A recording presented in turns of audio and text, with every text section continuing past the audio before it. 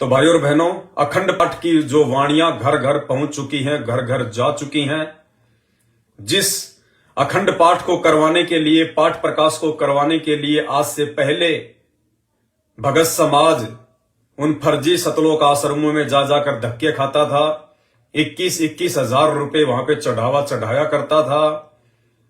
उन मर्यादा विहीन लोगों को बहुत बड़ा भगत मानकर अपनी आत्मा के कल्याण के लिए वहां पे उन आश्रमों में मजदूर बने हुए थे। अब गुरुदेव भगवान ने विशेष मेहर बख्शी, विशेष रजा बख्शी। परमात्मा ने सात संगतियों के माध्यम से हमें यथार्थता से, सत्य से परिचित करवाया। और अब गुरुदेव भगवान ने वही अखंड पाठ की वाणियां, उसी पाठ प्रकाश की 50 घंटे की अखंड वाणियां एक 32 GB के मेमोरी कार्ड में डलवाकर घर घर में अखंड पाठ शुरू करवाने के लिए, पाठ प्रकाश शुरू करवाने के लिए, क्योंकि वो समय आ गया है। परमात्मा ने इस काल के, इस अज्ञान वाले, पाखंड वाले जो है वो किले को ढहाना है।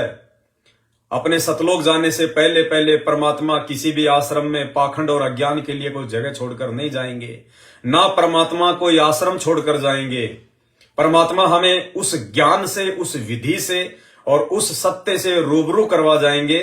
उसके बाद केवल हम अपने घर पर रहकर, अपने बाल बच्चों के साथ में रहकर ईमानदारी से अपनी रोजी रोटी करते हुए हम अपनी सत भक्ति को पूरा करेंगे। इस भक्ति को करने के लिए हमें आश्रमों में जाकर धक्के खाने की जरूरत नहीं है। यह आश्रम केवल उस समय तक है जब तक गुरुदेव भगवान धरती पर हैं, और उस समय तक भी केवल एक ही आश्रम। ये परमात्मा के श्री मुख कमल से उच्चारित उनके वचन हैं कि असली संत वही होता है जिसका एक आश्रम होता है। और संत रामपाल जी इसके उदाहरण हैं। संत रामपाल जी ने कभी भी 2 आश्रम नहीं खोले, कभी भी। और जिन लोगों ने उनसे झूठ सांच बोल के या उनकी गैर हाजिरी में अनेकों आश्रम खोले हैं, तो वो आश्रम सफल नहीं हो पाए और ना सफल हो पाएंगे। और संत रामपाल जी ने सन 1994 से लेकर सन 2014 तक केवल एक ही आश्रम में बैठकर सत्संग किया, केवल एक ही आश्रम में। जब उनका छुडानी में एक छोटा सा आश्रम था, एक कुटिया थी उनकी 100 गज की, 150 गज की, जब वो काल ने छीन ली, वो छुडानी धाम वालों में नकली गरीबदास पंथ वालों में कुप्रेरणा करके, तो संत रामपाल जी ने वो कुटिया छोड़ी। वो कुटिया छोड़ने के बाद में उन्होंने सन 2000 में करोथा में 3 एकड़ जमीन में एक छोटा सा आश्रम बनाया। वो भी काल को अच्छा नहीं लगा।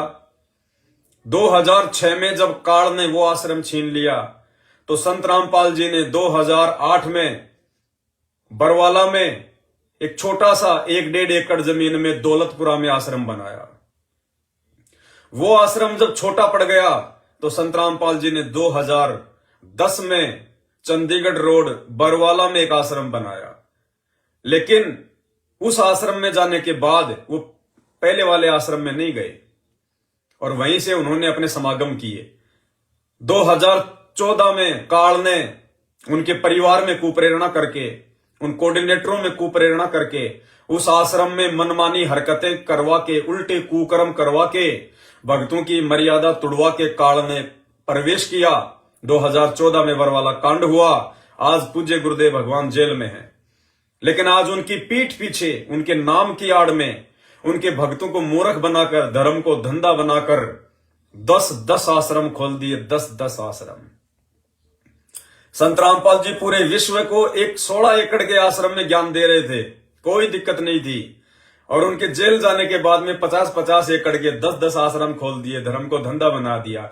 भगत समाज को बांट दिया गया, भक्तों को आपस में मिलने नहीं दिया जाता। अरे जब सात संगतियां ही नहीं होंगी, अरे साधु भाई बहन आपस में मिलेंगे नहीं, एक दूसरे के विचारों का आदान प्रदान होगा नहीं, इस यथार्थ ज्ञान से हम कैसे परिचित होंगे।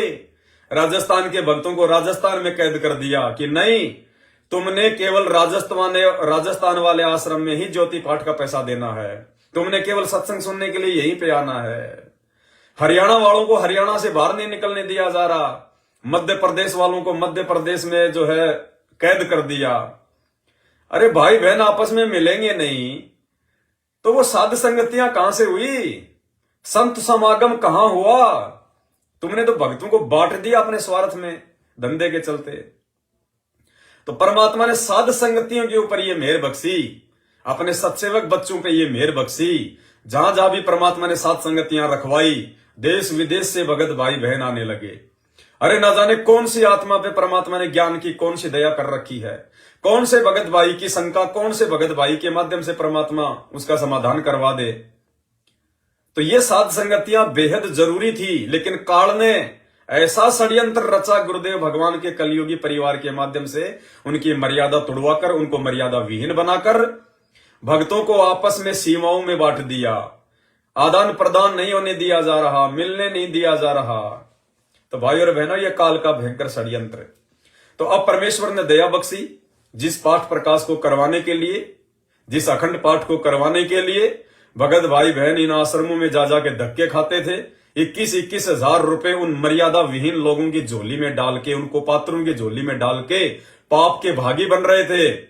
वो ज्योति पाठ का पैसा गांव धनाना में 50 लाख का स्टेडियम बना दिया बैडमिंटन का। कबड्डी के मैच में ट्रॉफियां बांटी जा रही है, 31-31 हजार रुपए के इनाम दिए जा रहे हैं। कभी जाट आरक्षण, कभी आनंदपाल सिंह जैसे गैंगस्टर की सीबीआई जांच का समर्थन, 5-5 लाख रुपए का चेक। जाट आरक्षण में 11-11 लाख रुपए, 5-5 लाख रुपए चंदे के रूप में नगद। ये सब क्या है? इसी को कहते हैं काल का षड्यंत्र। काल भक्तों को विश्वास में लेकर ऐसे ही मर्यादा तोड़वाता है।